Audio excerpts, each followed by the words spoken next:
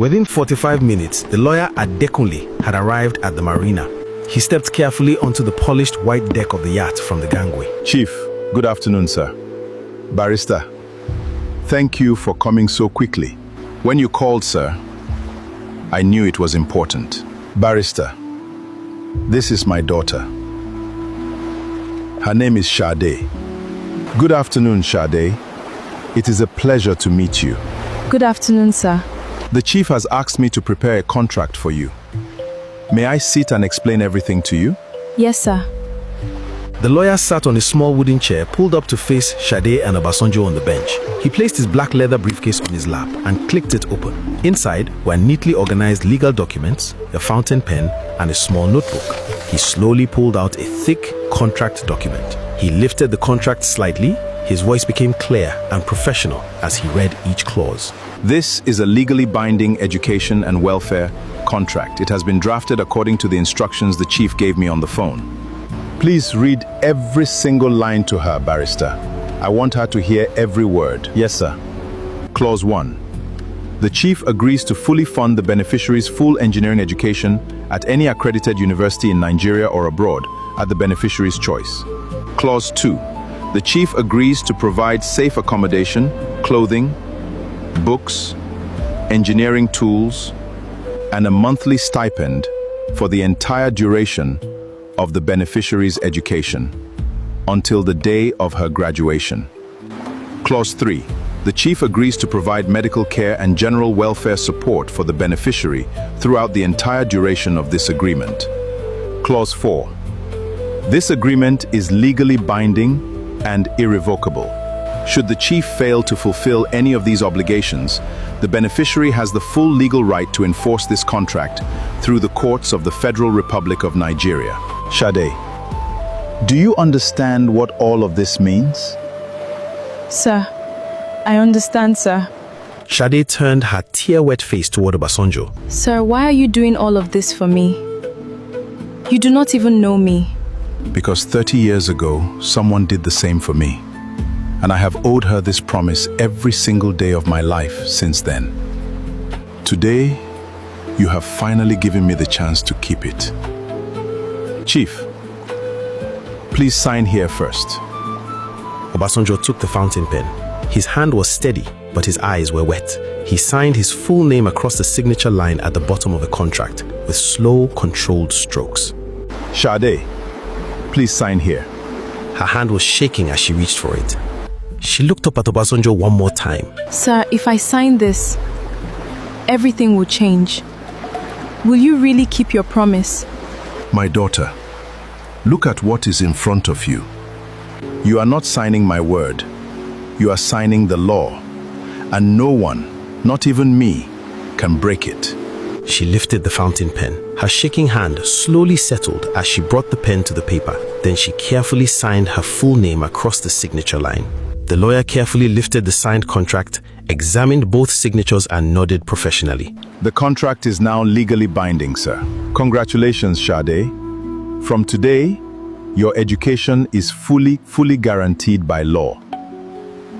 Then he placed the signed contract into his briefcase and clicked it shut with the polished silver clasps. Then the two mechanics slowly walked from across the deck toward Sade. Their faces were wet with tears. Their heads were bowed in deep shame. Their shoulders were heavy with guilt. Sister, please forgive me. I laughed at you. I called you dirty. I judged you by your clothes. Sister, I am so sorry. We did not see you as a human being today. Please forgive us. It is all right. I forgive you. But the next time you see a poor person, please remember what happened today. We will never forget, sister. Never. Never, sister. Never. Barrister, please call my driver. Tell him to bring the Range Rover to the marina. Yes, sir. My daughter, today you are leaving the streets forever. My driver will take us to my home. My wife is waiting for you. She has prepared a hot bath, a hot meal, and a clean room for you. Sir, thank you so much. I'm really grateful. Do not thank me, my daughter. Just promise me one thing. Anything, sir. When you become successful one day, remember Mrs. Bello's promise. Find a poor child on the street. Lift them up. I promise, sir. I promise. Shade walked toward the gangway of the yacht. But this time, she wasn't walking away with nothing. This time, she was walking into a future she had only ever dreamed of. As she reached the top of the gangway, she paused. She slowly turned and looked back at the yacht one last time. 4 hours ago, I was a homeless girl with nothing.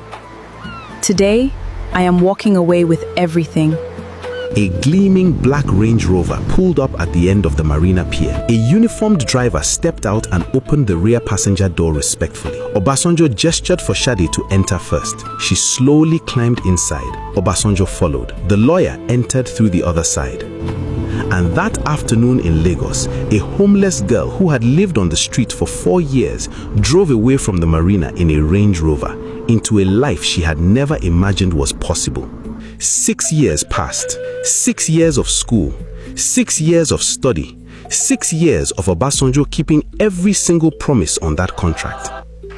And on a warm afternoon in Lagos, a young woman walked onto a graduation stage. Her name was Shade, and she had just graduated as a mechanical engineer with first-class honors. It is my greatest honor today to announce the graduating class of the Department of Mechanical Engineering. But before we begin, I have the singular pleasure of announcing one very special award. The award for the best graduating student of the Department of Mechanical Engineering with first-class honors goes to Miss Shade Okafor.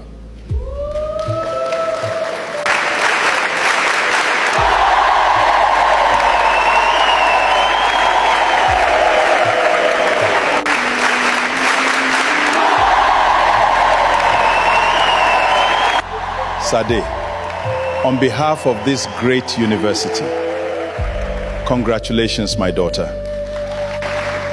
Thank you, sir. Thank you so much.